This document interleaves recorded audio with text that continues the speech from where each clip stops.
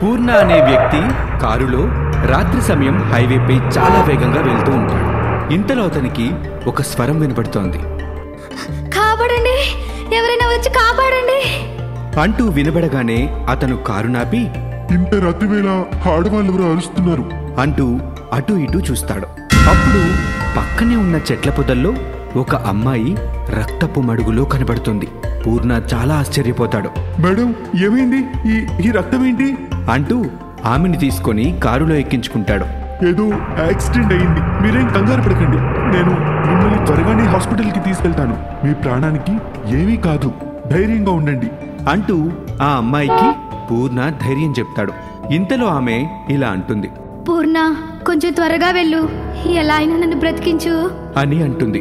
అప్పుడు పూర్ణ అలాగే మేడం, నేను వెళ్తున్నాను అంటూ చాలా వేగంగా హాస్పిటల్ దగ్గరికి వెళ్ళి ఆమెను హాస్పిటల్లో జాయిన్ చేపిస్తాడు. కొంచెం సమయమైన తర్వాత పూర్ణ బయటకొచ్చి, ఓ గాడ్, ఎలా అయినా ఈ అమ్మాయిని సేవ్ చేయాలి అనుకుంటూ ఉండగా అతనికి ఆమె అన్నమాట గుర్తొస్తుంది.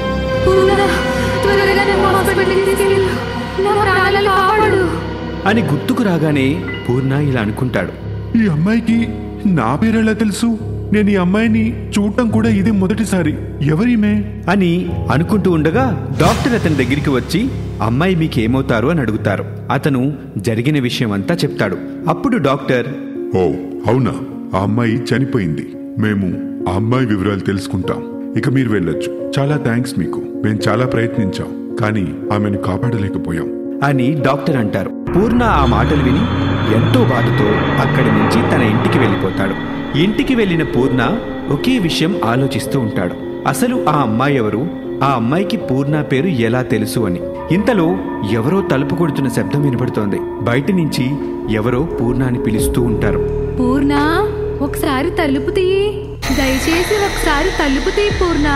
వినపడగానే పూర్ణ ఎవరు అంటూ వెళ్ళి తలుపు తీస్తాడు. ఇంతలో ఆ అమ్మాయి అక్కడ కనిపిస్తోంది. పూర్ణ చాలా ఆశ్చర్యపోతాడు. మీరు చనిపోయారని డాక్టర్ చెప్పాడు. మీరు ఇక్కడికి ఎలా వచ్చారు? మీ ఒంటి మీద కూడా ఒక్క గాయం లేదు. ఎవరు మీరు? నాకు చాలా భయంగా ఉంది అని పూర్ణ అంటాడు. ఇంతలో ఆ అమ్మాయి పెద్దగా నవ్వుతూ, ఎందుకు పూర్ణ అంత భయపడుతున్నావు? నేను నీ ప్రేయసిని, నీ రహస్య ప్రేయసిని పూర్ణ. నేను నిన్ను ప్రేమిస్తున్న విషయం చెప్పాలని ఎంతో ఆశగా ఇక్కడికి వచ్చాను.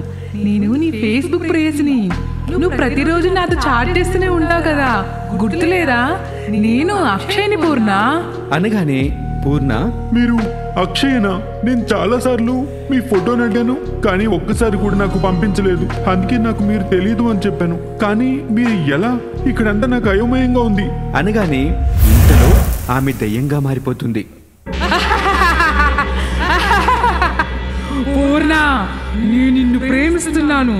ఆ విషయం చెప్దామని నేను మీ ఇంటికి బయలుదేరాను. ఇంతలో నాకు ఈ యాక్సిడెంట్ జరిగింది. చాలా సమయం వరకు నేను ప్రాణాల కోసం పోరాడుతూనే ఉన్నాను పూర్ణ. ఇంతలో నువ్వు వచ్చావు. నాకు నీ చేతిలో చనిపోవడం చాలా సంతోషంగా ఉంది. ఇక నేను నిన్ను వదిలిపెట్టను, నీతోనే కలిసి ఉంటాను అని చెప్తుంది. అతను చాలా భయపడుతూ, దయచేసి నన్ను విడిచిపెట్టి వెళ్ళు, దయచేసి ఇక్కడి నుంచి వెళ్ళు అని బ్రతిమాలుతాడు. ఎక్కడికి రా నేను వెళ్ళేది? ఎక్కడికి వెళ్ళను, నేను ఎక్కడికి వెళ్ళను. నన్ను వెళ్ళమని అన్నావంటే నీ ప్రాణాలు తీస్తా అంటూ అతని గొంతు పట్టుకుంటుంది. అతను చాలా భయపడుతూ, వద్దు వద్దు, నేను వెళ్ళమని చెప్పను, నన్ను వదిలిపెట్టు, నన్ను వదిలిపెట్టు అని అంటాడు. అందుకు ఆమె అతన్ని విడిచిపెట్టి, జాగ్రత్తగా ఉండు పూర్ణ, నేను చాలా అలసిపోయాను, వెళ్ళి విశ్రాంతి తీసుకుంటాను అంటూ ఆ దెయ్యం లోపలికి వెళ్ళి విశ్రాంతి తీసుకుంటుంది. అది చూసిన అతను ఏం చేయాలో అర్థం కాక అటూ ఇటూ తిరుగుతూ ఉంటాడు. ఇక ఆ తర్వాత ఏం జరుగుతోందో మనం తర్వాతి భాగంలో తెలుసుకుందాం. ఈ ఎపిసోడ్ మీకు నచ్చినట్లయితే లైక్ చేయండి, షేర్ చేయండి, అలాగే కమెంట్ చేయండి. ఇలాంటి ఇంట్రెస్టింగ్ వీడియోస్ కోసం మా ఛానల్ను సబ్స్క్రైబ్ చేసుకోవటం మర్చిపోకండి. Thank you for watching.